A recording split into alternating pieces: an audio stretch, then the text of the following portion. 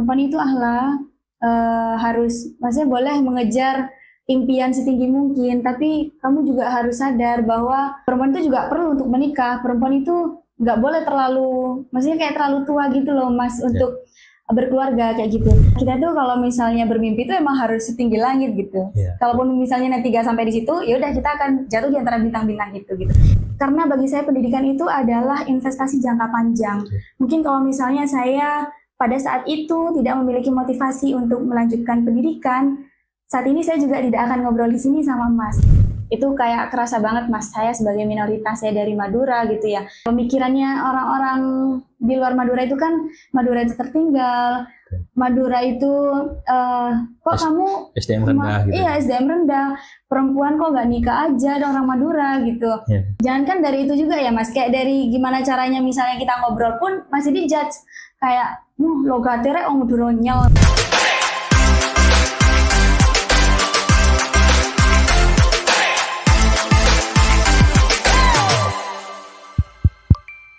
Assalamualaikum warahmatullahi wabarakatuh. Kali ini saya mendatangkan lagi-lagi seorang perempuan dari desa yang akhirnya berhasil mengenyam pendidikan tinggi hingga S2. Nah, siapa dia dan bagaimana cerita hidupnya? Sebelum kita diskusi dan kita bongkar tentang kehidupannya, apa yang menjadi motivasi dan lain sebagainya. Namun sebelum diskusi terlalu jauh, kita kasih kesempatan kepada narasumber kali ini untuk memperkenalkan siapa namanya, dari mana asalnya, kuliahnya saat ini di mana, dan apa aja aktivitas mungkin selain kuliah gitu ya, mungkin ada aktivitas lain atau seperti apa, atau berbagai hal yang ingin disampaikan sebagai perkenalan dirinya, monggo dipersilahkan. Oke, Assalamualaikum warahmatullahi wabarakatuh. Salam sejahtera, salam Om Swastiastu, Namo Buddhaya, Rahayu Salam Kebajikan. Halo semuanya, rasanya senang sekali bisa memiliki kesempatan untuk ngobrol di sini. Terima kasih kepada Kreatif Studio Madura yang sudah mengundang saya. Dan untuk itu, perkenalkan, nama saya Ahla Nur Saada. Saya akrab dipanggil Ahla. Saya berasal dari Koanyar, Bangkalan. Ya, areanya kecil, tapi disitulah sejuta mimpi saya dimunculkan. Dan pada saat ini saya sedang memiliki aktivitas sehari-hari sebagai mahasiswa Magister Ilmu Hukum di Universitas Airlangga. Tepatnya saat ini sedang semester 2. Dan untuk aktivitas selain berkuliah, saya juga aktif untuk menulis jurnal di beberapa penelitian yang saya jalani saat ini. Seperti itu, Mas. Ahla siapa tadi? Ahla Nur Saada. Oh, Ahla Nur Saada. Ya. Tapi dipanggil Ahla ya? Iya, Ahla. Apa itu artinya Ahla? Kalau Ahla itu dari bahasa Arab, itu Ahla menggunakan H, yang mana di situ dari kata halwa, yang berarti manis. Kemudian Nur di sini cahaya dan Saadah adalah kebahagiaan. Jadi harapan orang tua saya adalah memberikan nama ini supaya akhirnya memberikan suatu hal yang manis dan menjadi cahaya untuk kebahagiaan. Kurang lebih seperti itu. Nama adalah doa gitu ya. Betul. Nama adalah doa. Orang tuanya berharap si perempuan ini bisa memberikan cahaya, betul, kebahagiaan. Apa manisnya? Yang manis. Yang manis. Ya. Tidak hanya bahagia, tapi kudu manis. Semanis orangnya gitu ya.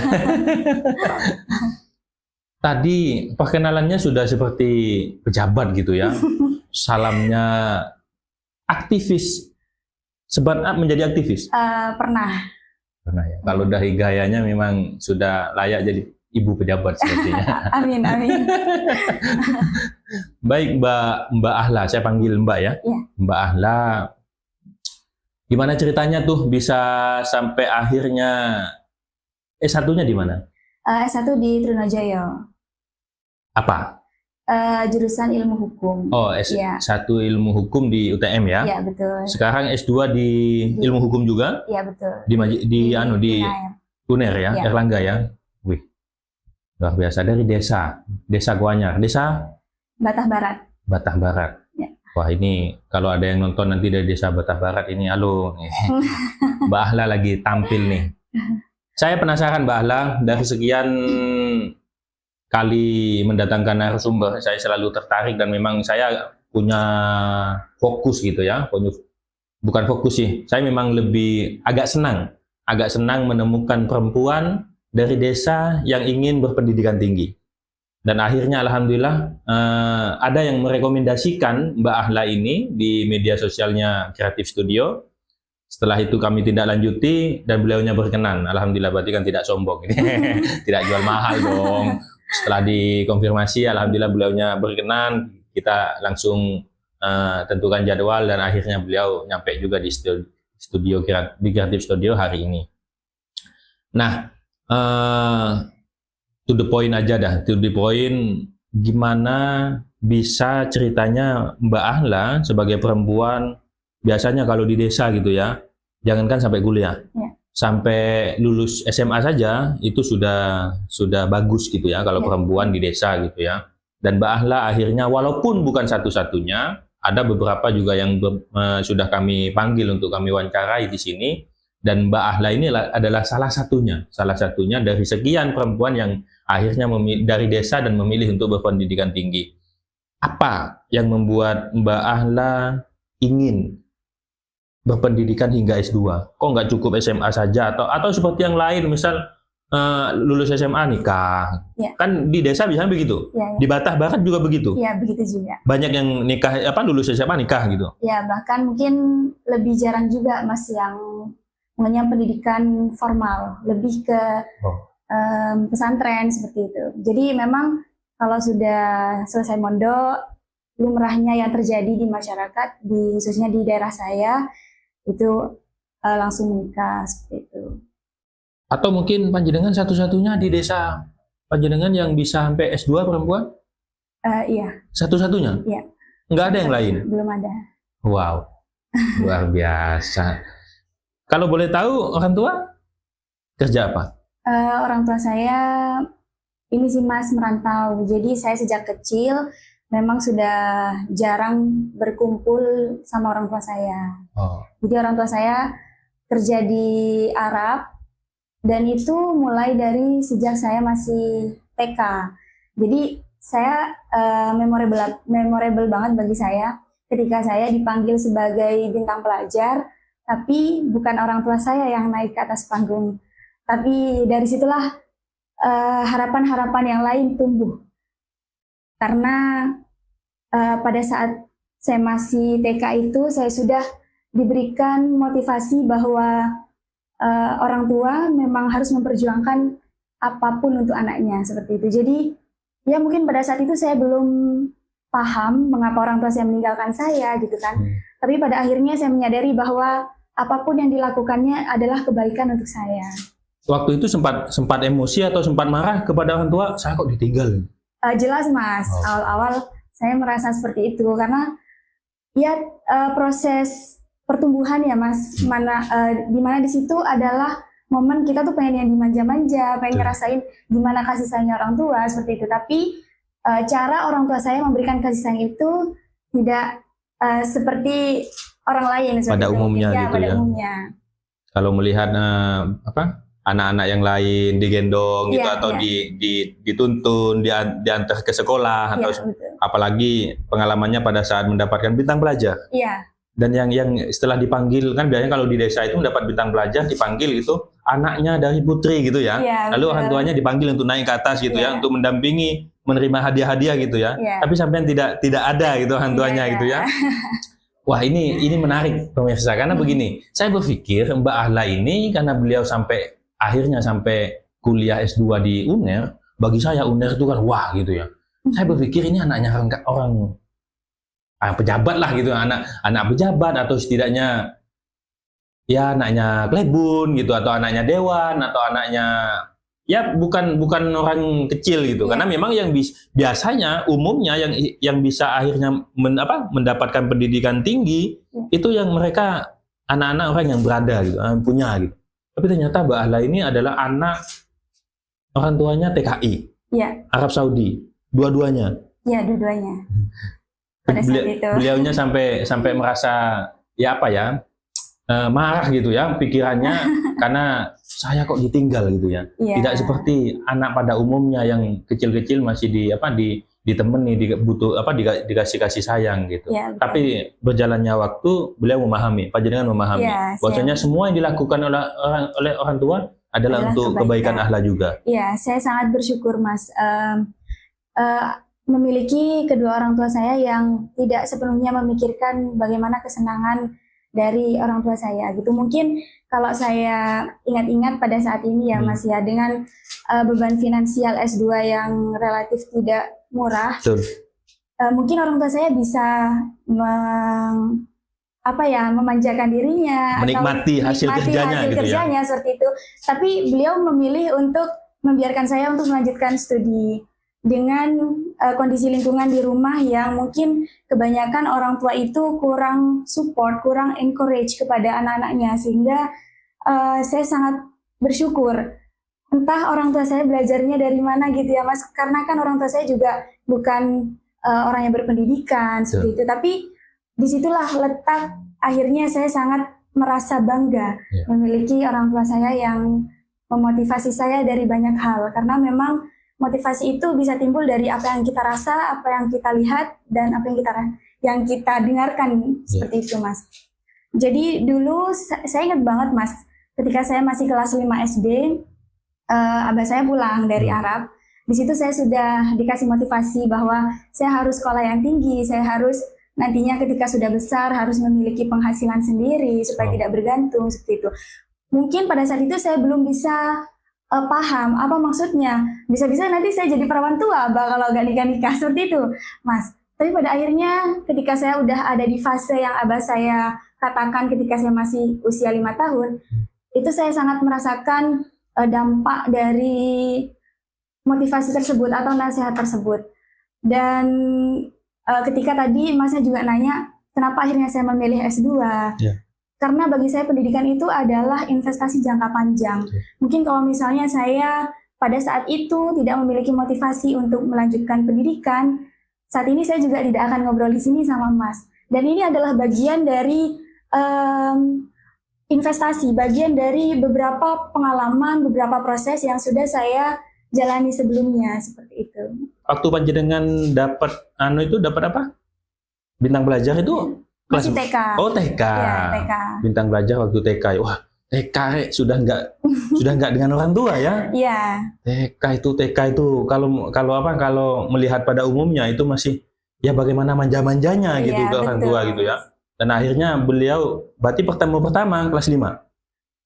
Kalau abah sering pulang. Oh, sering pulang ya. Kalau mama emang nggak pulang sama sekali dari saya TK. Jadi saya baru ketemu mama itu saya kelas 6.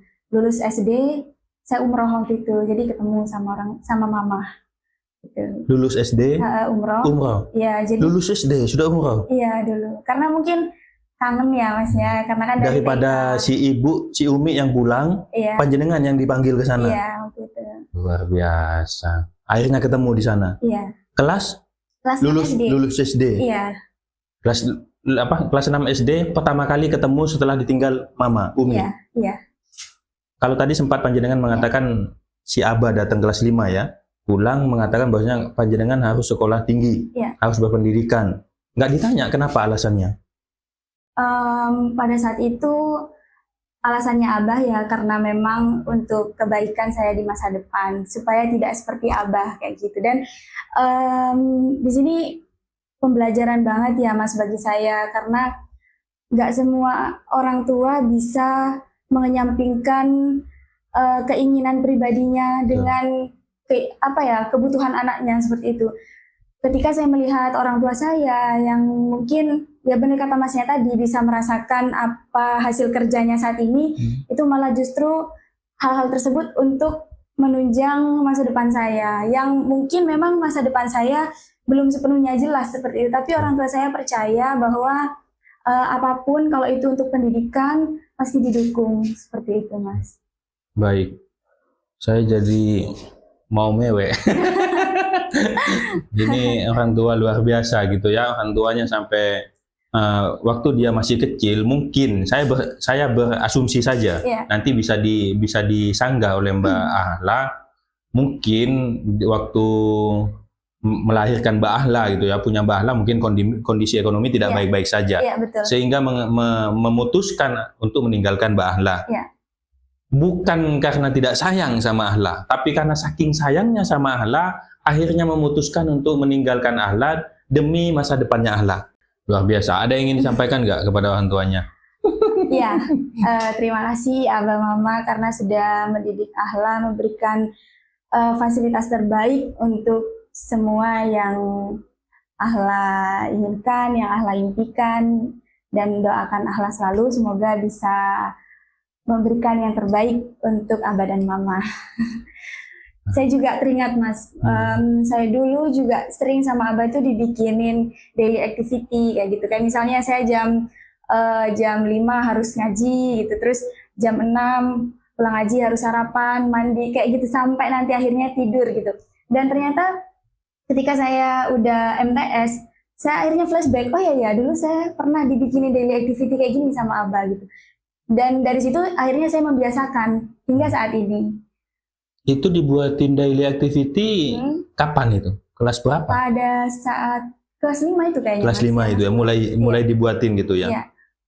Dari mana Abah panjenengan tahu ada daily activity ya? Kalau kayak kita kan tahunya di sekolah Iya, gitu ya. iya. Ada daily activity, ada aktivitas keharian gitu, mulai ini ada jadwal kegiatan gitu Iya, ya. betul. Dari mana kira-kira Abah panjenengan bisa tahu itu, bisa ngasih ke anak perempuannya, kamu habis ngaji begini gitu ya. Iya. Dari mana kira-kira? Mungkin dari kadang itu kan Mas, pembelajaran tumbuh dari sesuatu yang tidak bisa kita ulangi gitu. Yeah. Mungkin Abah saya pada akhirnya merasa bahwa sepertinya hal kayak gini tuh perlu loh dilakukan dari sejak saat dulu. Mungkin seperti itu. Akhirnya mendidik saya seperti apa yang saat itu Abah pikirkan. Itu menyampaikannya melalui apa? Langsung ketemu gini Mas kan. Oh, waktu ketemu. Iya. Waktu pulang Iya, berarti waktu ya. pulang. Kelas 5 SD ya. Iya, betul. Kelas 5 Saya SD. juga jadi ingat lagi Mas. Saya tuh pernah Mas, waktu itu saya menjuarai lomba pidato di Kecamatan Kuanyar, perwakilan sekolah, dan itu Abah saya yang bikinin pidato itu lewat SMS Mas. Padahal Mas, ya waktu itu mungkin udah ada ya Google dan lain sebagainya, cuman kan saya kan belum ngerti, belum tahu gitu. Pada belum akhirnya familiar ya. Iya, saya dibikinin naskah pidato itu melalui SMS. Bayangkan pada saat itu masih 2000 berapa, entah biayanya berapa, tapi se-effort itu.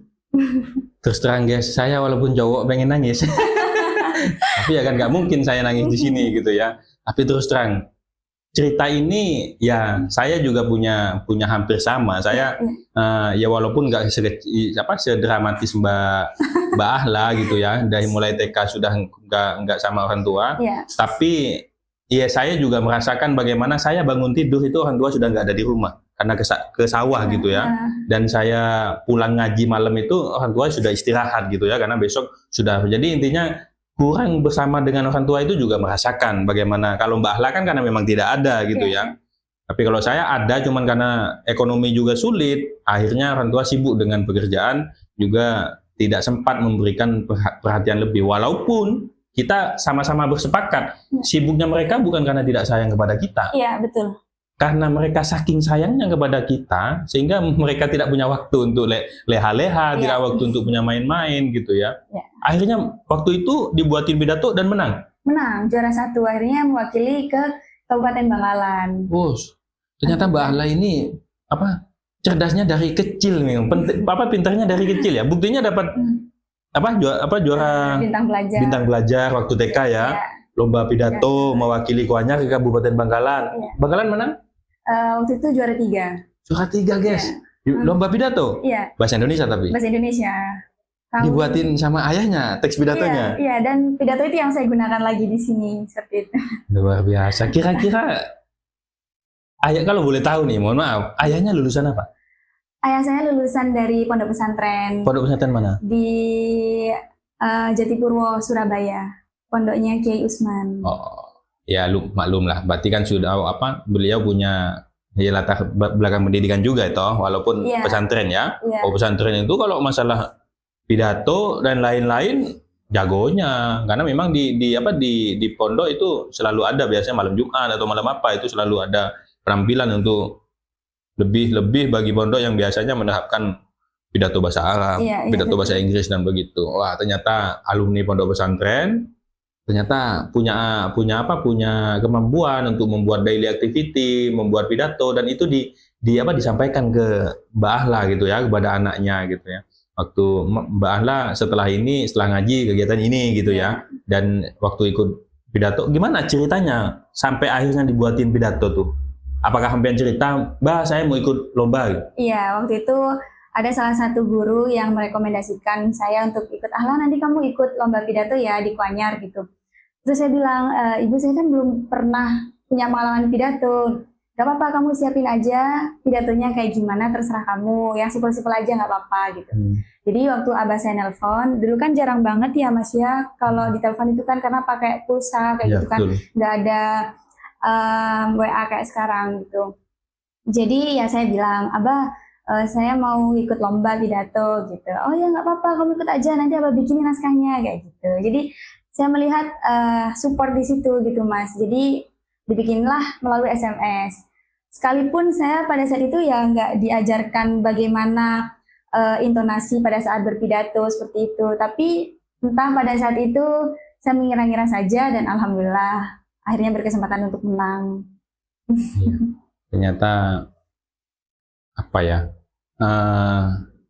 yang dibuatkan oleh orang tuanya itu bisa diresapi oleh panjenengan gitu ya, kan nggak dikasih tahu ini intonasinya begini, ini begini, sampean dikirimin aja teksnya lalu sampean pelajari gitu ya, dan akhirnya sampean bisa. Alhamdulillah. Memang kalau sudah dari orang tua itu tidak hanya sekedar tulisan, itu sekaligus dengan doa dan ya batinnya juga gitu loh. Siapa tahu, mohon maaf gitu, siapa tahu itu ngetiknya sambil nangis juga gitu.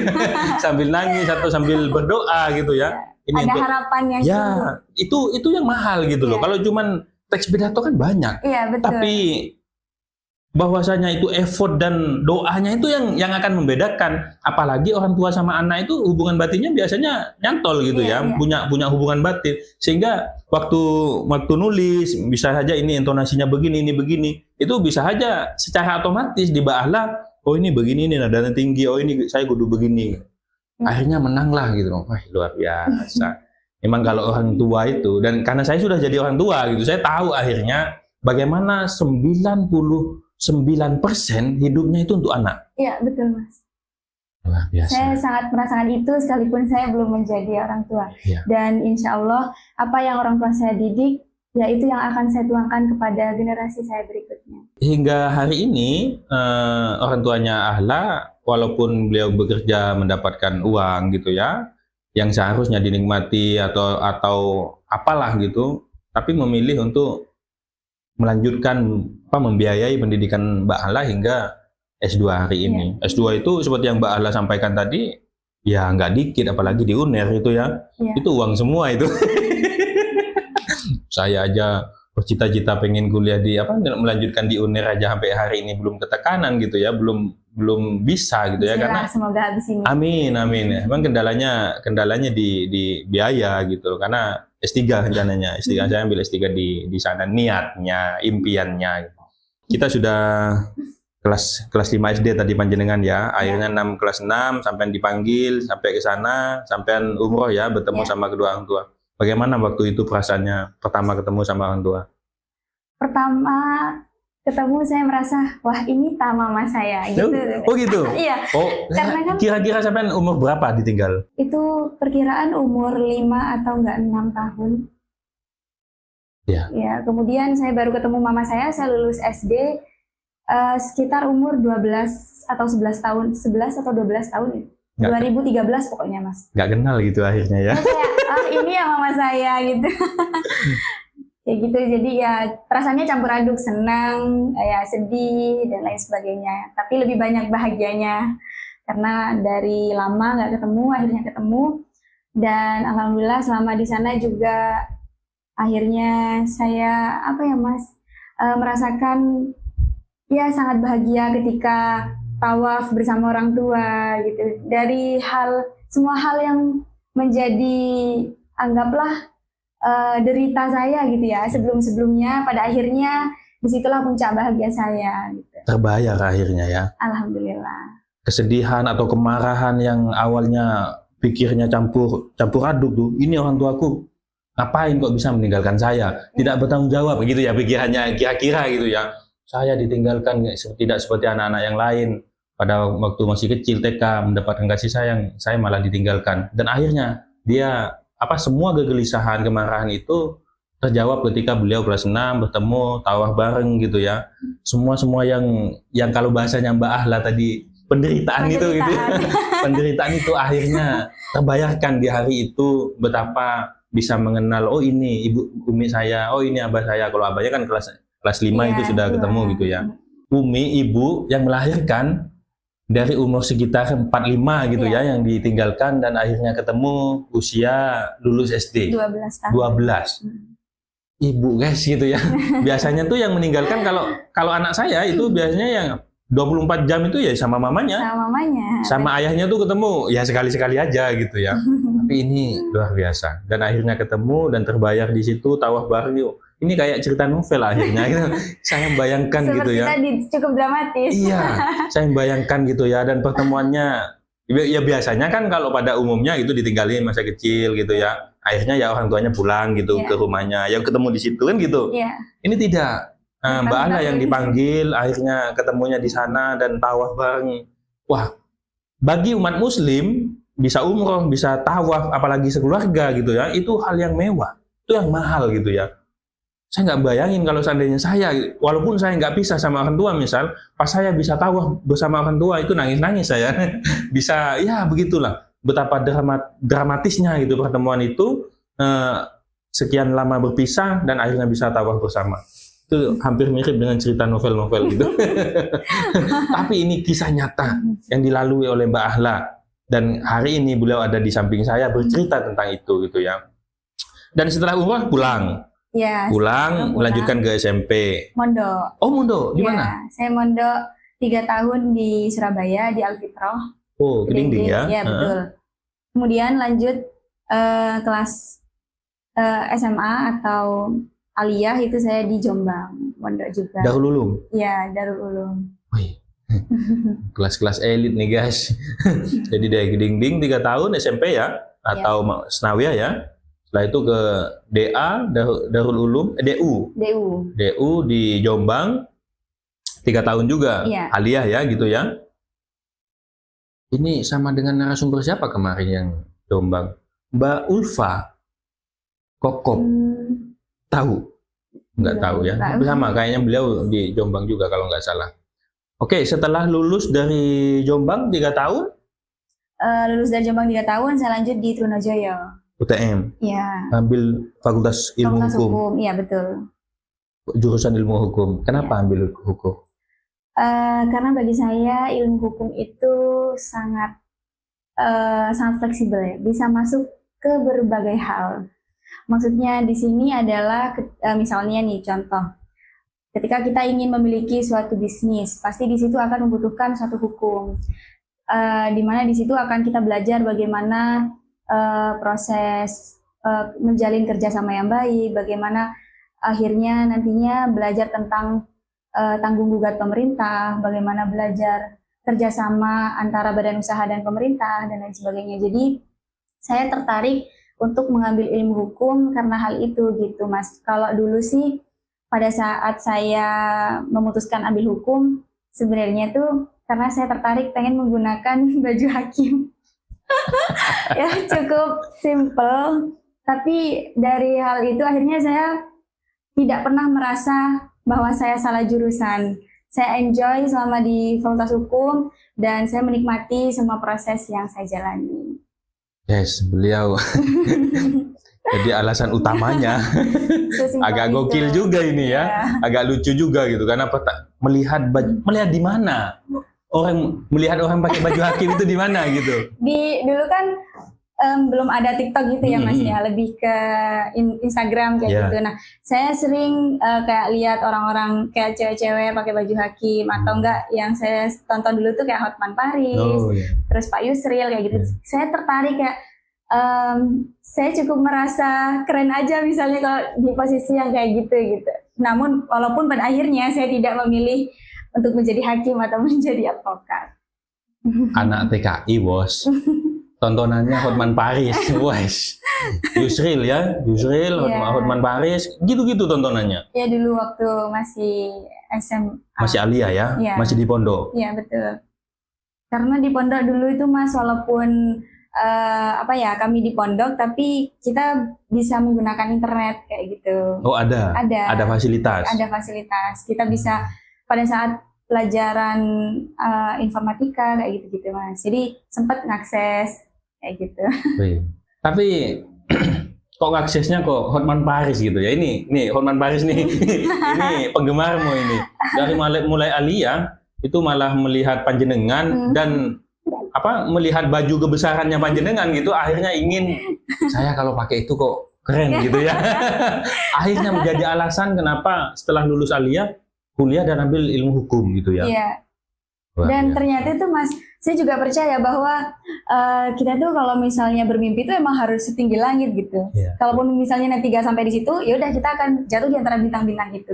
Nah, saya belum berkesempatan untuk menjadi posisi kayak Pak Hotman Paris ya sebagai advokat gitu. Tapi alhamdulillah saya sekarang bisa merasakan beberapa hal di dunia hukum yang cukup saya tekuni seperti itu. Bukan nggak bisa. Belum aja. Ya. Kan masih proses ini. Ya, kan dunia belum selesai gitu loh ya.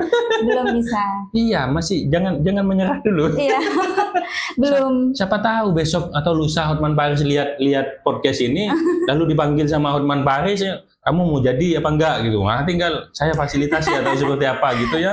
Siapa tahu. Gitu kan katanya panjenengan kan mimpi boleh aja tinggi gitu ya. Betul. Kalaupun nggak kecapai kan ya minimal pusing lah, muncul buntai bintang-bintang gitu. Sama saya juga dulu gitu guys. Ada mimpi saya tinggi gitu ya. Pengen jadi ini, pengen jadi ini. Walaupun kenyataannya ya kita sama-sama orang nggak punya gitu ya. Orang desa nggak punya, ya nggak apa-apa lah. Mimpi kan bebas. Apakah bermimpi bayar? Tidak dong. Tidak. Gratis mimpi gitu. Tapi untuk mewujudkannya ya butuh effort, butuh kerja keras, butuh keseriusan, dan butuh sungguh-sungguh yang lain gitu. Oke, S1 dan akhirnya sekarang juga saya pengen nanya balik dulu waktu lulus SMA. Hingga akhirnya masuk ke S1 itu gimana komunikasinya sama Abah? Bisa sampai dikasih atau malah Abah yang kamu harus melanjutkan ke S1 misal? Seperti apa? Jadi karena Abah itu udah nge-framing di awal kan Mas, kayak saya harus berpendidikan tinggi seperti itu. Oh, jadi, sudah dari awal-awal gitu ya? Iya, dari awal kan sudah dikasih tahu. Jadi sekalipun di situ saya kan nggak ada yang mengarahkan kan Mas, kayak mungkin Abah saya memang menyuruh saya untuk berpendidikan tinggi, tapi kan saya tidak diarahkan untuk pada akhirnya saya mengambil apa dan lain sebagainya gitu. Jadi saya memang memulai semuanya itu benar dari nol. Akhirnya saya konsul sama guru BK dan di sana kan saya itu sebenarnya dari IPA Mas, dulu saya IPA. Terus saya dulu itu mau ambil kesehatan masyarakat kayak gitu. Namun ternyata belum rezekinya di situ. Terus pada akhirnya Abah saya merekomkan, kamu kenapa nggak coba ambil hukum aja gitu. Oh, sempat direkomendasikan? Iya, sempat direkomend gitu. Dan itu sesudah saya sudah nonton Pak Hotman, Pak Yusril, dan lain sebagainya. Pada akhirnya saya juga waktu masih SMA itu suka ikut lomba debat kayak gitu. Karena saya dulu kan mikirnya kalau hukum tuh orangnya ya suka debat kayak gitu, karena berpikiran kritis dan lain sebagainya. Jadi saya rasa saya ada nih basic di sini gitu. Pada akhirnya saya mendaftar di Trunojoyo, saya ambil jurusan cuman ilmu hukum aja. Dan alhamdulillah nggak milih lain-lain. Nggak ambil yang lain. Dan alhamdulillah akhirnya keterima di Fakultas Hukum itu. Kenapa pilih UTM? Karena kan mama saya baru lahiran pada saat saya kuliah. Jadi abah saya balik, terus di rumah kan mama sendirian gitu loh Mas. Jadi mama kayak, kalau misalnya kamu bisa kuliah yang dekat aja gitu. Jadi pada akhirnya saya ambil di UTM. Dan ada family juga yang kuliah di UTM gitu Mas. Oh, sudah ada sebelumnya? Iya, kalau enggak seangkatan sama saya. Oh, seangkatan. Oke, berarti waktu panjenengan lulus Alia, itu uminya ada di sini sudah?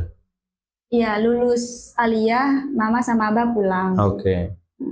Kenapa pulang? Ingin merayakan kelulusannya atau seperti apa? Ingin merayakan kelulusan dan ingin melahirkan adik.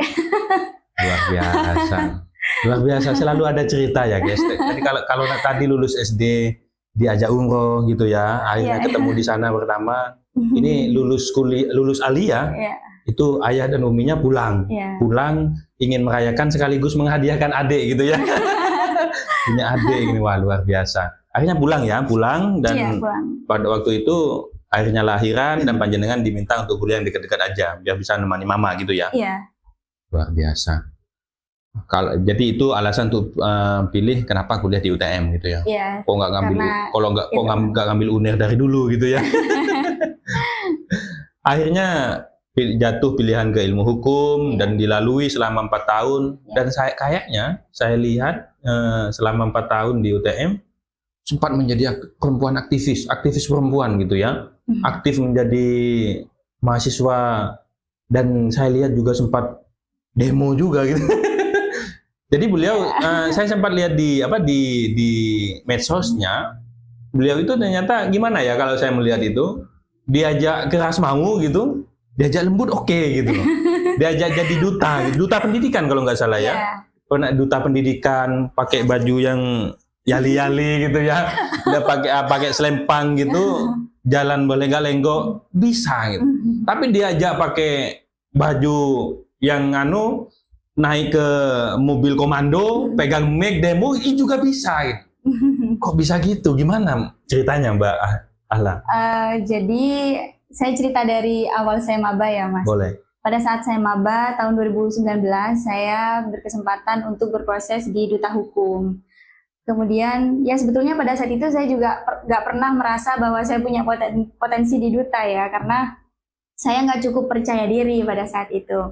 Tapi alhamdulillah saya sebagai juara 2 di Duta Hukum UTM. Kemudian 2020 saya berproses di BEM Fakultas sebagai Kepala Departemen Prestasi Minat dan Bakat. Dan di sana saya banyak belajar berbagai hal, termasuk bagaimana caranya untuk bisa mengkomunikasikan satu kepala dengan kepala lainnya di dalam organisasi yang cukup beragam. Kemudian 2021 saya berkesempatan di Duta Kampus Putra Potre.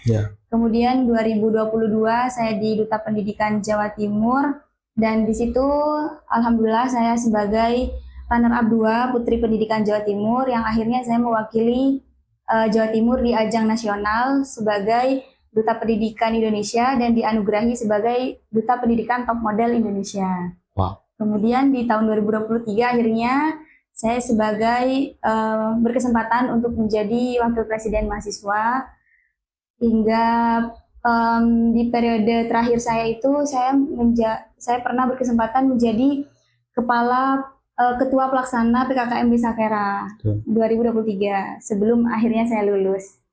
Jadi awal Duta Hukum. Iya, Duta Hukum. Ke Duta Fakultas. Ya, dari Duta Fakultas. Karena di hukum itu Mas ada satu aja dutanya. Oke. Ya. Duta Hukum. Duta Hukum, Duta Fakultas. Ya. Setelah itu? Duta Kampus. Duta Kampus. Duta Jatim. Duta Jatim. Terus Indonesia. Wow. Apa kira-kira bagi Anda nih sehingga sampai layak menyandang mulai dari Duta Hukum, Duta Fakultas, Duta Universitas, Duta Jawa Timur ya, dan Duta Indonesia. Apa sebenarnya yang Anda miliki gitu loh? Jangan-jangan hanya punya orang dalam gitu loh, atau seperti apa? Kasih saya keyakinan gitu ya. Saya kok nggak yakin. Jangan-jangan gitu permainan gitu ya. Itu pikiran saya. Yakinkan saya bahwasanya betul-betul panjenengan layak menyandang beberapa duta itu hingga Duta Indonesia. Apa kira-kira yang Anda miliki? Yang pertama yang saya miliki adalah kemauan yang tinggi, Mas. Kalaupun misalnya kita memiliki passion di sana, memiliki public speaking yang bagus, memiliki wawasan yang luas, tapi kalau kita tidak memiliki kemauan yang tinggi, itu juga nothing, nggak ada apa-apanya gitu ya, Mas. Jadi apapun yang saya inginkan, saya harus maksimal. Misalnya di dalam ajang Duta Pendidikan Jawa Timur ini, Mas. Pada saat itu memang banyak biaya yang perlu dikeluarkan dan lain sebagainya, tapi saya nggak putus asa. Akhirnya saya mencari gimana caranya bisa dapat sponsor kalau ada acara, terus Di samping itu juga dukungan dari orang tua. Kayak orang tua saya itu nggak pernah Mas kayak udahlah kamu ngapain sih ikut ini itu, nggak pernah. Jadi kayak oh ya udah kalau kamu mau ikut ini ya udah ayo gitu. Nanti sewa bajunya di mana kayak gitu mama saya itu Mas. Terus ya jadi bentuk kemauan yang tinggi itu yang menurut saya adalah modal awal kita untuk bisa mencapai apapun yang kita impikan. Jadi di dalam kemauan yang tinggi itu pastinya ada usaha yang ditekuni, ada kerja keras, ada apa ya kayak resiko yang mungkin bakalan kita temui ke depan, tapi kita harus lalui hari ini seperti itu. Dan ya seperti halnya Mas ya kayak mungkin ada beberapa mata kuliah saya yang ketinggalan karena saya karantina di Duta Pendidikan pada saat itu. Tapi bagaimana caranya saya bisa menyikapi resiko itu ya dengan saya meminta tugas untuk mengganti kelas seperti itu Mas. Jadi apapun itu saya yakin kita bisa sampai sama apa yang kita impikan asalkan memang kita memiliki kemauan yang tinggi, mau bekerja keras, mau berusaha dan konsisten. Baik. Itu menurut saya sih Mas. Kalau saya menggarisbawahi kayaknya ada dua. Iya. Pertama, ya kemauan yang tinggi yang dimiliki oleh Ahla tadi, Mbak Ahla. Yang kedua, ternyata orang tua mendukung ya. Iya. Orang tua mendukung banget. Nah itu yang pada saat memang si Mbak Ahla ini punya keinginan tinggi dan ternyata orang tua mendukung. Ini kalau istilah saya dua kutub kabel yang akhirnya nyambung. Kalau dua kutub kabel itu nyambung tepat, ya kayak lampu akhirnya hidup, bersinar. Lah Mbak Ahla ini yang dipunya. Dirinya punya keinginan yang tinggi dan ternyata orang tuanya selalu mendukung. Dan saya sangat tahu dukungan orang tua itu tidak hanya sebatas lisan. Iya. Tidak hanya sebatas dukungan materi saja. Iya. Doa-doanya yang berbahaya gitu loh. Betul. Ketika pada saat orang tuanya, oke nak, kamu ikut gaunnya nanti cari yang mana. Itu tidak hanya sebatas bahasa bagaimana nanti gaunnya cari di mana. Ya. Tapi bagaimana lafal-lafal doa, oke nak, saya dukung. Bismillah, kamu sukses. Itu loh yang walaupun tidak dilafalkan gitu ya. Iya, betul Mas. Oke, ternyata itu yang membuat Mbak Ahla akhirnya layak menyandang duta hukum, duta fakultas, hingga universitas, hingga Jawa Timur ya, hingga akhirnya ke Duta Indonesia. Top model gitu ya. Top model Duta Pendidikan Indonesia. Top model Duta Pendidikan Indonesia. Iya. Wow. Anak Bata Barat Kuanyar itu ya. Dari desa. Dari desa. Ditinggal orang tuanya menjadi TKI, tapi tidak berkecil hati. Tidak berkecil hati untuk tidak berpendidikan tinggi, bahkan tidak hanya berpendidikan tinggi, namun memiliki banyak prestasi. Tidak hanya berbicara duta tadi yang hingga duta prodi hingga Indonesia, tapi juga pernah menjadi wakil Presma. Iya. Perempuan menjadi wakil Presma Universitas Trunojoyo Madura. Gimana ceritanya tuh? Pada saat saya terpilih menjadi, sebetulnya nggak ada keinginan sih Mas. Dari sebelum-sebelumnya saya tidak ada keinginan untuk menjadi wapres. Cuma ya mungkin karena memang berkesempatan aja. Yang pada akhirnya teman-teman percaya bahwa saya bisa untuk di posisi tersebut. Walaupun saya sendiri cukup ragu ya Mas pada saat itu. Karena saya yang belum terlalu mendalami bagaimana dunia BEM-KM, dunia BEM kampus yang se-univ. Karena kan saya lingkupnya di fakultas pada saat itu. Belum pernah di kampus gitu. Jadi saya cukup berkecil hati gimana nanti saya untuk bisa mengimbangi teman-teman yang lain dengan posisi saya yang sebagai wakil Presma. Namun alhamdulillah pada saat itu partner saya juga Robi, dia juga membantu saya bagaimana akhirnya saya bisa memanajemen internal di dalam BEM tersebut dan perlahan akhirnya saya mudah untuk menyesuaikan dimana ketika saya bersama teman-teman yang di BEM, dimana pada akhirnya saya bertemu dengan teman-teman duta karena itu dua hal yang berbeda ya Mas prosesnya. Kayak kalau di BEM ya seperti itu ya, lebih ke lebih ke formal, lebih ke ya tegas dan lain sebagainya. Sedangkan di duta kita harus slay, harus ya seperti itu. Dua sisi yang sangat berbeda. Ya, betul. Tapi panjenengan menguasai dua-duanya. Alhamdulillah.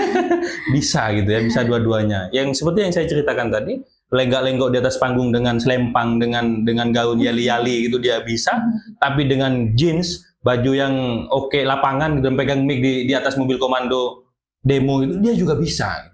Saya pengen cek tadi di TikTok kalau nggak salah Mas. Di TikTok itu pada saat menjadi ketua PKKMB ya. Iya.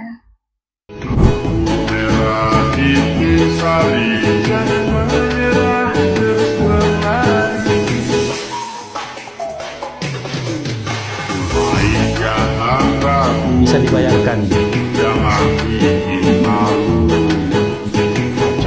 Bisa dibayangkan dari video ini seproduktif apa dulu gitu ya. Seaktif apa dulu beliau di kampus sehingga ditetapkan jadi wakil Presma dan akhirnya menjadi ketua. Waktu jadi itu sudah wakil Presma. Iya, sudah. Oke, jadi wakil Presma sekaligus dinobatkan sebagai ketua PKKMB. Iya.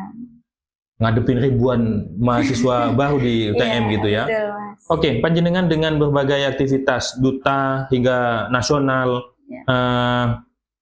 aktivis sebagai wapres, ketua PKKMB, sampai lulus berapa tahun? Alhamdulillah saya lulus tepat waktu, Mas. Saya lulus 8 semester. Memang di situ saya dari lulus itu Mas tinggal 2 bulan aja menuju pemilu gitu. Akhirnya saya konsul sama Pak Rektor, gimana Pak kalau misalnya saya kan sudah sidang, kalau misalnya saya ikut wisuda bagaimana gitu. Terus beliau, oh ya nggak apa-apa Mbak Ahla, kan sudah selesai sidang, jadi nunggu apa gitu. Oh juga tinggal, kalau nggak salah waktu itu tinggal 1 program kerja aja yang pengabdian di pelabuhan Kaltim itu Mas. Jadi beliau Pak Rektor mengiyakan saya untuk wisuda, akhirnya ya sudah saya wisuda. Dan alhamdulillah Mas, saya selama berkuliah saya selalu dipertemukan dengan orang-orang yang baik, dan di situ banyak peran teman-teman saya yang mensupport saya untuk tetap fokus mengerjakan skripsi sekalipun saya cukup hektik di tahun 2023 itu. Karena kan di 2023 itu saya juga magang pada saat itu ya, awal-awal 2023, terus saya di BEM, terus kemudian PKKMB itu, dan di situ menurut saya benar-benar menguras energi, menguras tenaga saya. Tapi teman saya itu selalu reminder, Ahla, udah dapat berapa halaman hari ini kayak gitu. Sebutkan namanya. Firda sama Ismita. Itu yang sangat membantu. Ya. Ucapin terima kasih dong. Terima kasih Firda sama Ismita. Karena berkat kalian berdua, saya akhirnya bisa lulus tepat waktu dan bisa akhirnya memenuhi janji saya kepada abah saya. Karena pada saat itu Mas, abah saya mengiyakan, oke nggak apa-apa kamu di BEM, asalkan kamu bisa lulus tepat waktu kayak gitu. Oh gitu ya. Ya. Berarti kamu sempat ngasih tahu bahwasanya saya akan aktif di BEM gitu. Iya, saya ngasih tahu. sempat ngasih tahu. Iya.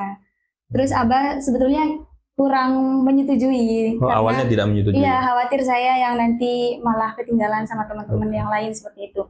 Tapi ya alhamdulillah saya cerita juga sama Firda sama Ismita itu, akhirnya saya dibantu seperti diingatkan, terus kemudian misal saya butuh kayak referensi dibantu carikan seperti itu Mas. Oke, jadi waktu Mbak Ahla ini ingin aktif di BEM gitu ya, sempat minta izin atau konsul atau diskusi lah sama orang tuanya, sama abahnya gitu ya. Akhirnya abahnya ya awalnya khawatir itu ya, tapi kekhawatiran itu akhirnya diselesaikan dengan kontrak gitu, kerjasama, perjanjian gitu ya, perjanjian boleh kamu masuk BEM, aktif di BEM, asal kamu lulus tepat waktu.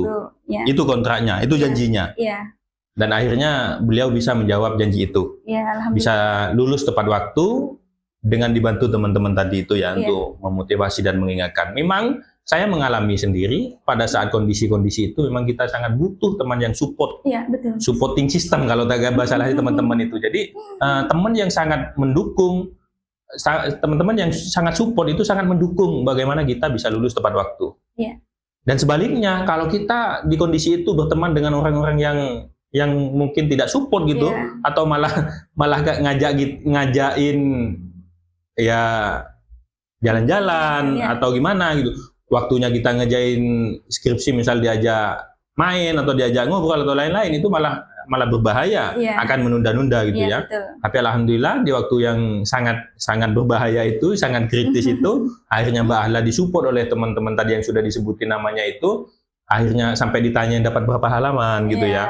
Segitunya ya gitu ya. Sampai ini juga Mas, sama Firda itu teman saya dibikinin deadline kayak, Allah kamu tanggal segini sampai segini harus selesai skripsinya, segini daftar sidang, gitu Mas. Jadi akhirnya saya tuh kayak gak enak gitu kan Mas, kalau udah dibikinin sama temen se-effort itu terus saya gak dengerin kan, saya takut nantinya dia gak peduli lagi gitu sama saya. Itu kakak kelas atau? Enggak, seangkatan. Seangkatan, Mas. satu kelas? Kebetulan dia jadi wakil gubernur di Fakultas Hukum. Oh.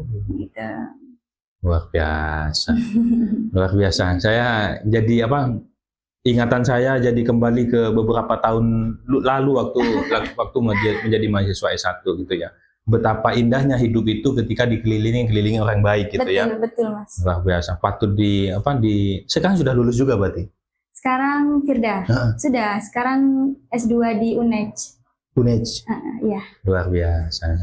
Ini kisah tak kirain tadi setelah saya sebutkan nama, tak kirain cowok gitu ya. Ternyata cewek gitu ya.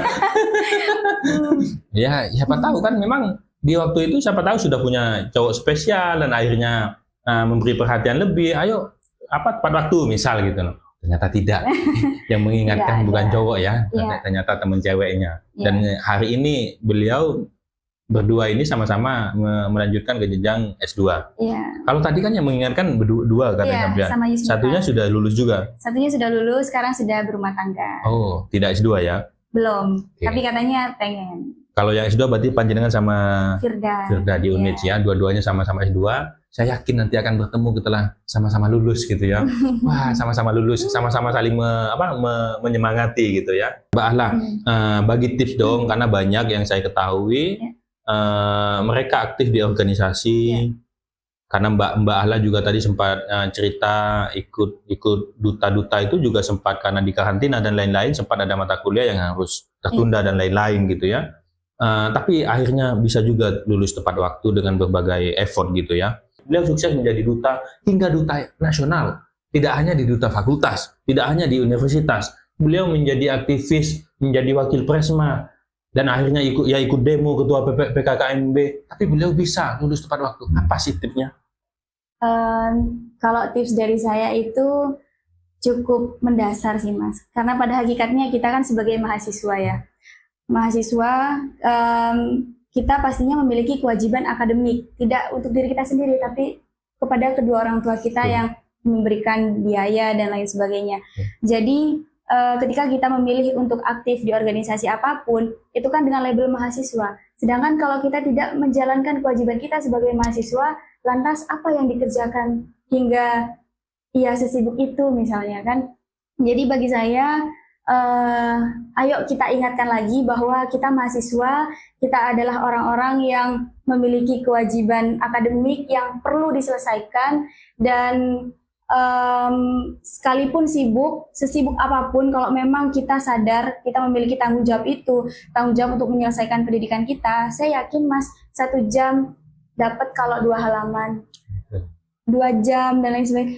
Dan apalagi di zaman yang sekarang ya Mas, kita udah banyak terbantu sama AI.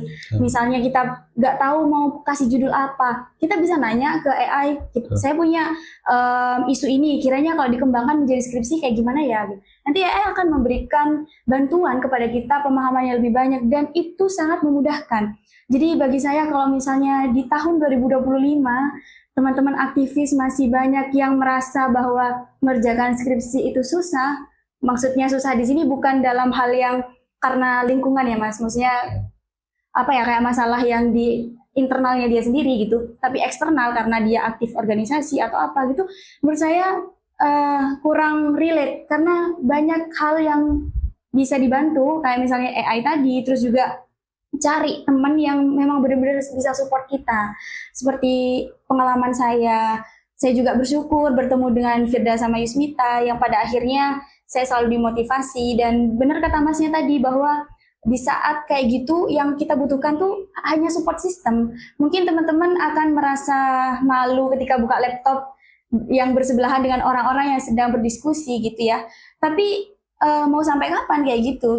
Buka laptopnya, kerjakan skripsimu sekalipun 1 sampai 2 halaman itu adalah progres kayak gitu. Jadi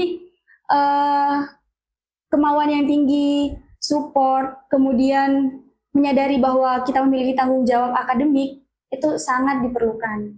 Bagi saya seperti itu, Mas. Baik, jadi kalau saya garis bawahi ada 2 poin paling penting. Yang pertama adalah bagaimana bisa bertanggung jawab kepada donatur.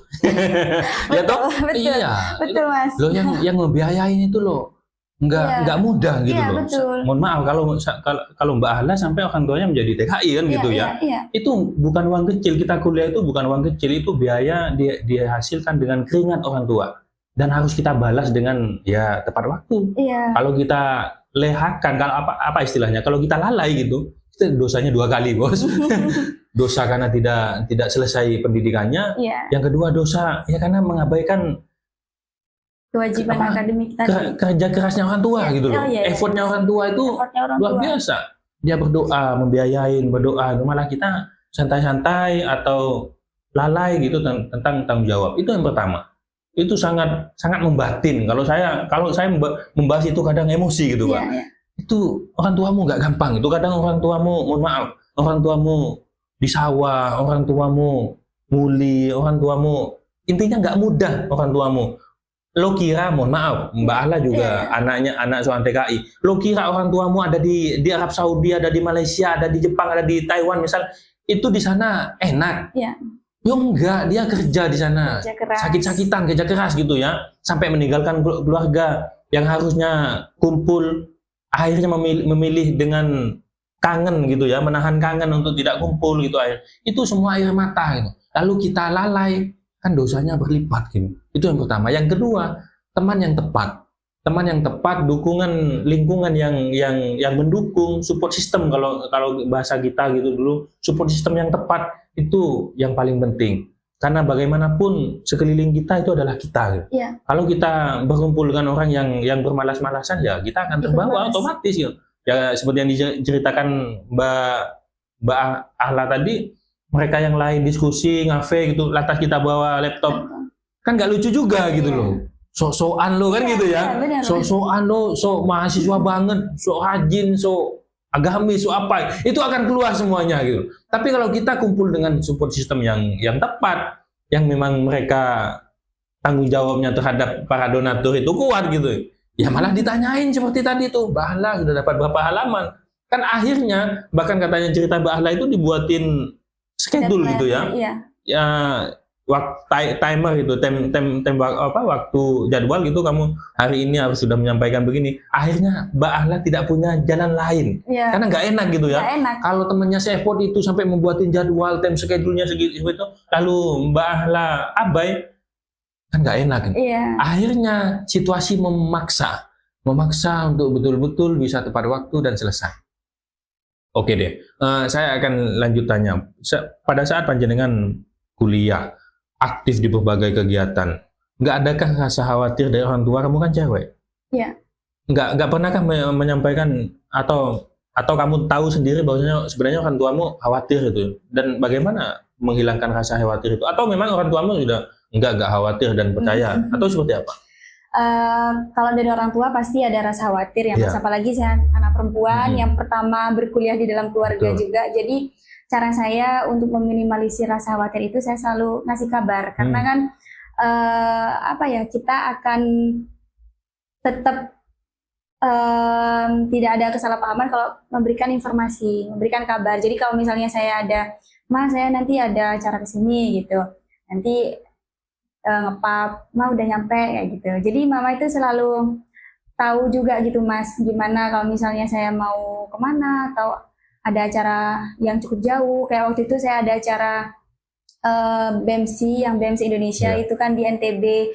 Kemudian mama saya kayak, gimana Ahla, nanti di kapalnya hati-hati. Itu kan naik kapal waktu itu, Mas, sama teman-teman.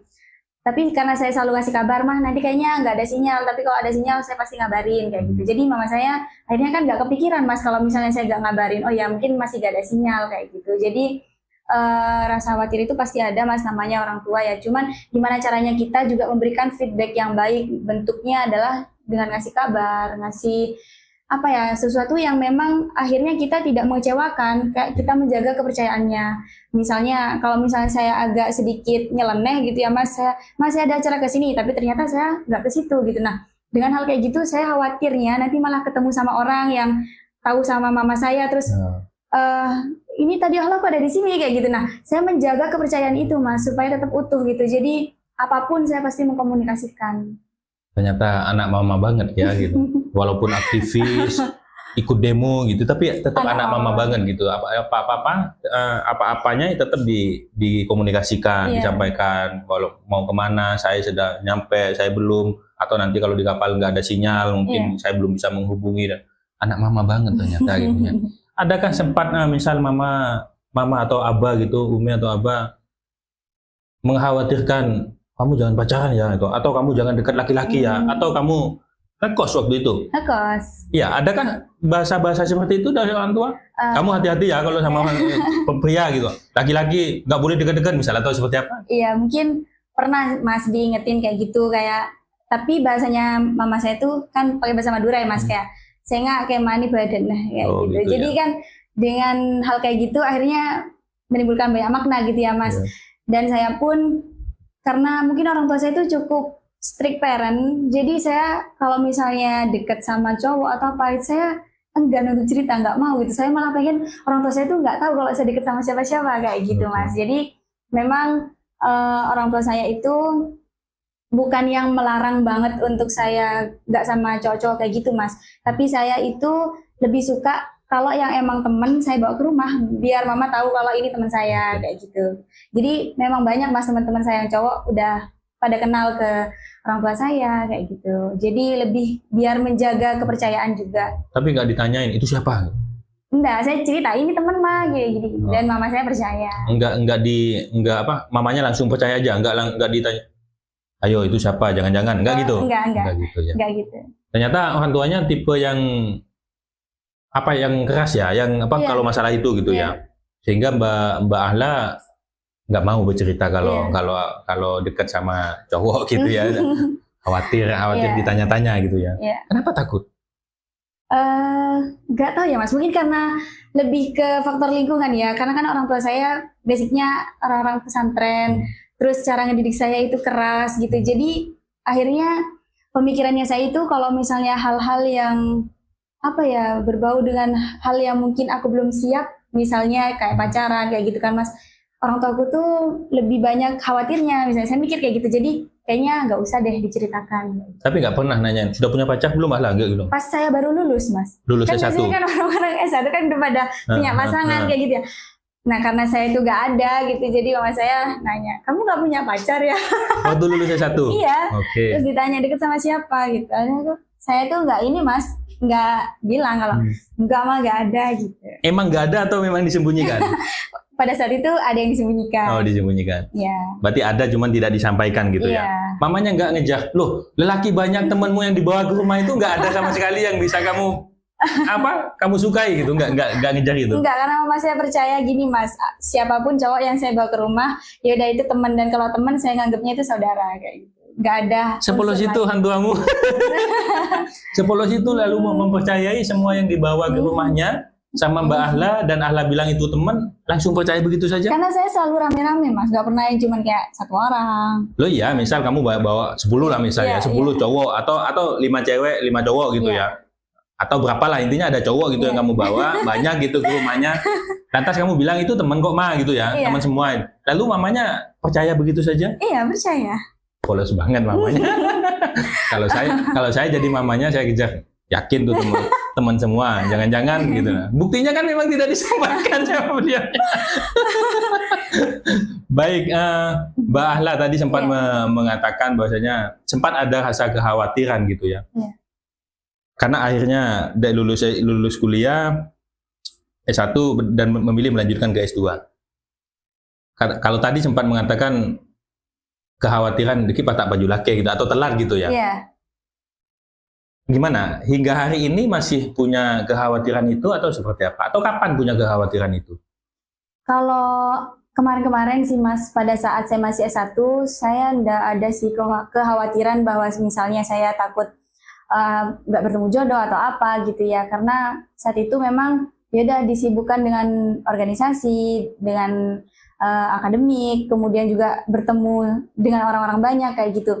Dan hal itu baru terasa ya pas S2 ini sih Mas. Mungkin karena apa ya, orang tua saya itu udah ngereminder, ah lah kamu bentar lagi udah usia 25 tahun. Karena kan orang tua saya kan belum, ya itu tadi Mas, nggak tahu gitu saya punya hubungan sama siapa gitu ya. Dan saat ini memang nggak ada gitu.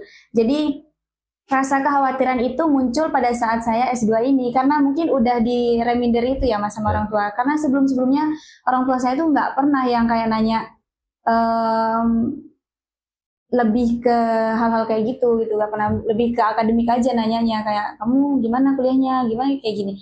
Terus kemarin itu juga selain di reminder kayak gitu, ada juga Mas dari gurunya abah saya yang ke rumah kayak gitu. Terus beliau itu juga bilang bahwa perempuan itu harus, maksudnya boleh mengejar impian setinggi mungkin, tapi kamu juga harus sadar bahwa perempuan itu juga perlu untuk menikah. Perempuan itu nggak boleh terlalu, maksudnya kayak terlalu tua gitu loh Mas, untuk berkeluarga kayak gitu.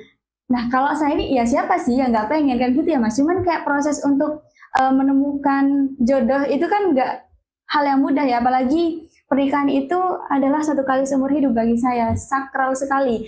Jadi saya tidak ingin pada akhirnya nanti menemukan orang yang tidak setujuan sama saya gitu.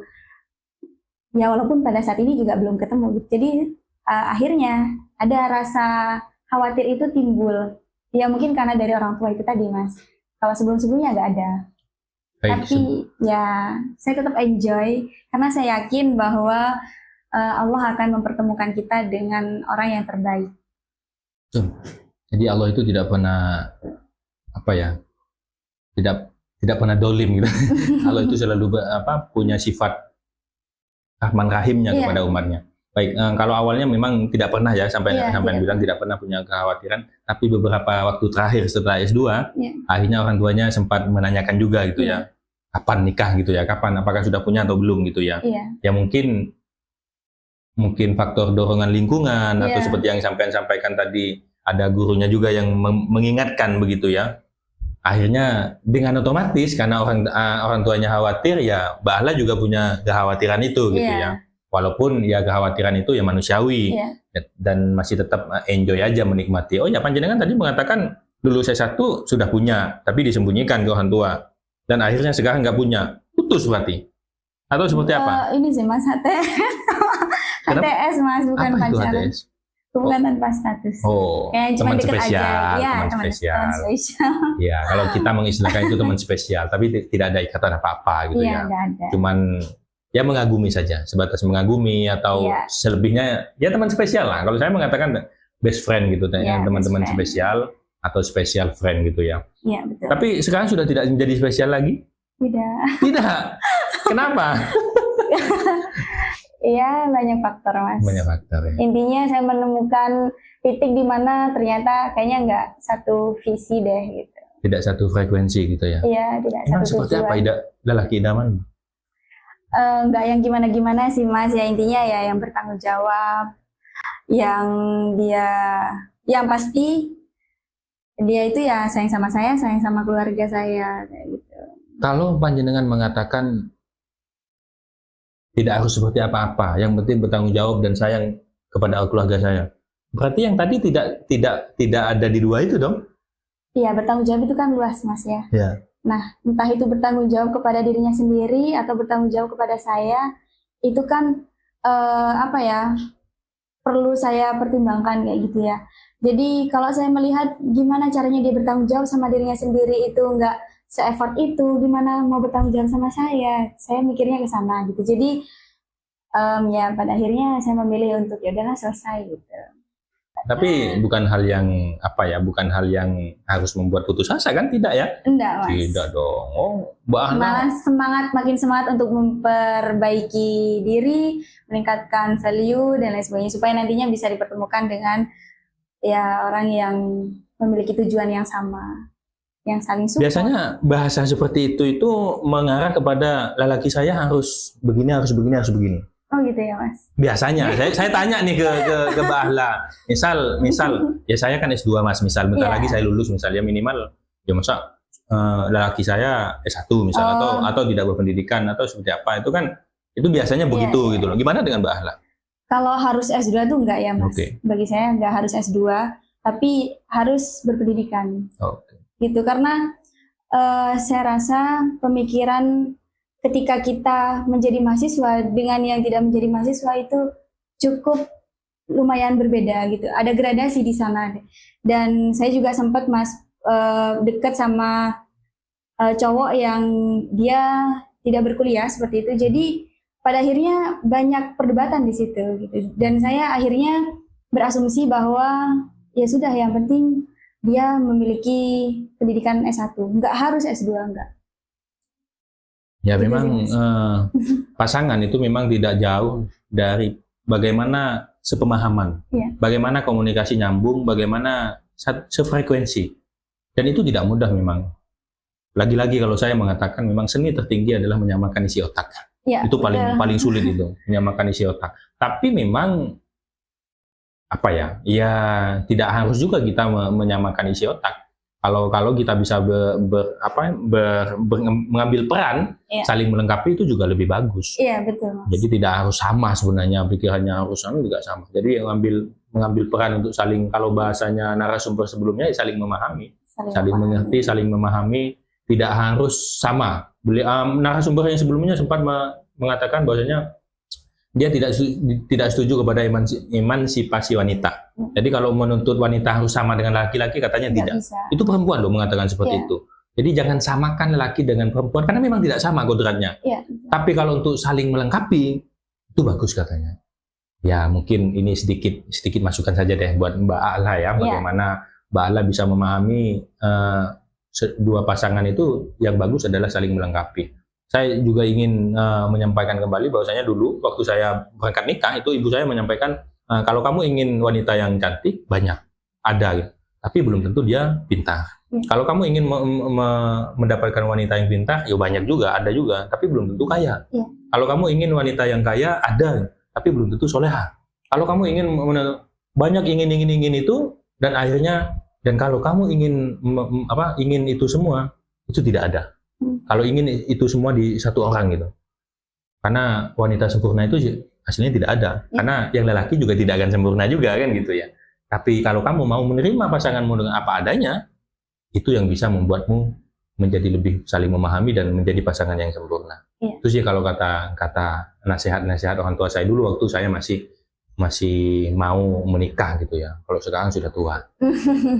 Baik Mbak Ahla. Akhirnya panjenengan dulu S1, sekarang S2 di UNER itu ya. Dan di sana kan saya yakin panjenengan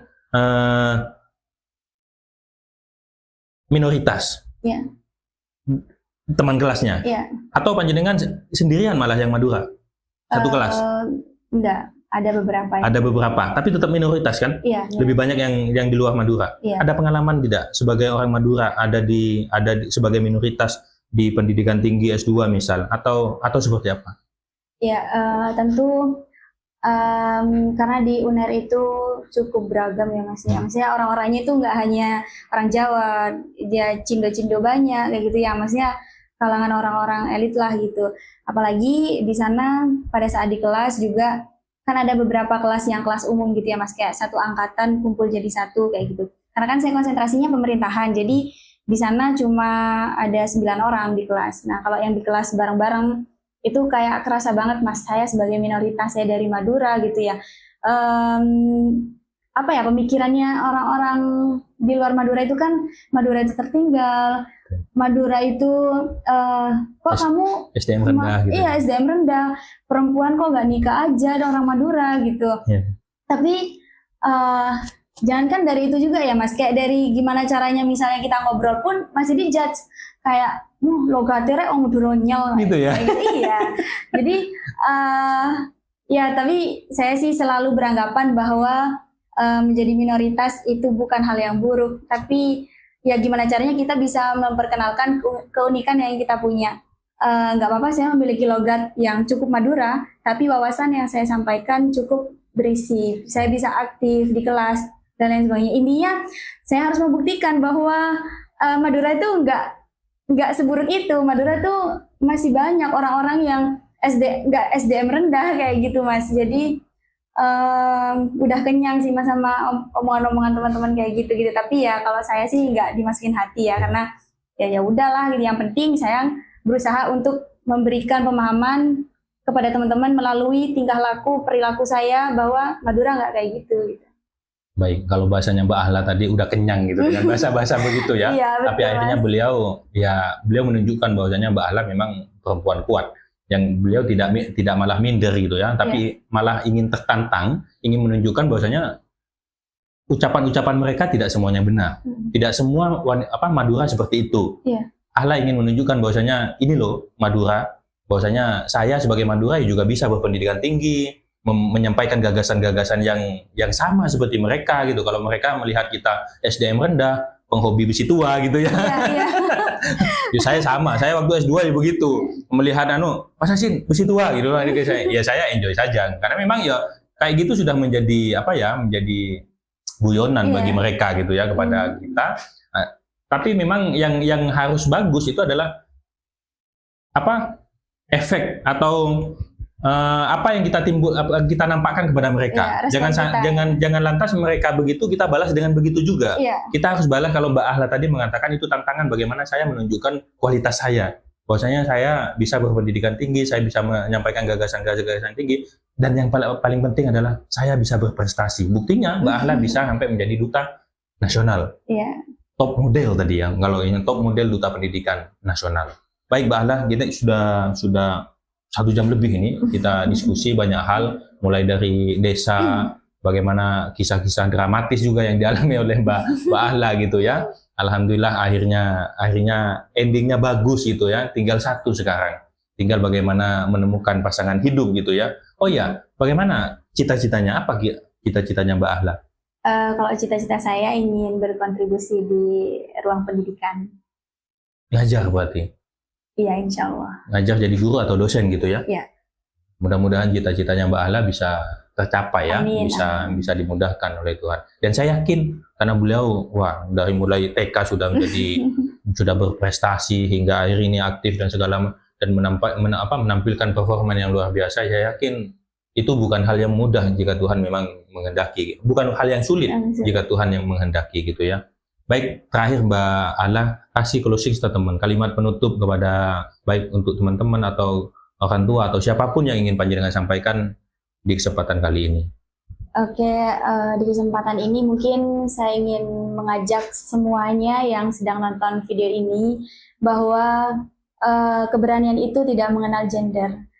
Kita sebagai perempuan juga perlu untuk memberikan kontribusi khususnya bagi diri kita sendiri, bagi masyarakat, dan khususnya kepada orang-orang terdekat kita dengan kontribusi-kontribusi melalui apa yang kita miliki seperti halnya pemahaman, bagaimana caranya kita memposisikan diri bahwa kalau misalnya di ruang akademik ya kita harus memberikan sesuatu hal yang memang pada akhirnya itu akan menjadi investasi besar bagi masa depan kita ke depan. Bagaimana kalau misalnya kita di masyarakat, kita bisa santun, kita bisa memberikan kontribusi yang memang betul-betul bisa diterima oleh banyak orang. Jangan pernah putus asa, karena sejatinya tidak ada kata lelah untuk berjuang, yang ada hanyalah kata tetap membangun semangat untuk menyalakan api semangat-semangat berikutnya. Itu aja dari saya. Keberanian tidak mengenal jenis kelamin. Ini nantang ini. Ini nantang ini ya. Kalau Mbak Ahla perempuan aja bisa menuntaskan keinginan-keinginan atau impian-impian yang menjadi tujuan hidupnya, jangan sampai Anda laki-laki. Iya. Tapi lebih cengeng dari Mbak Ahla gitu ya. Karena katanya Mbak Ahla, kalau bahasanya kalau saya maknain nantangin ini. Karena keberanian tidak mengenal jenis kelamin gitu. Ya. Baik, terima kasih Mbak Ahla. Assalamualaikum warahmatullahi wabarakatuh.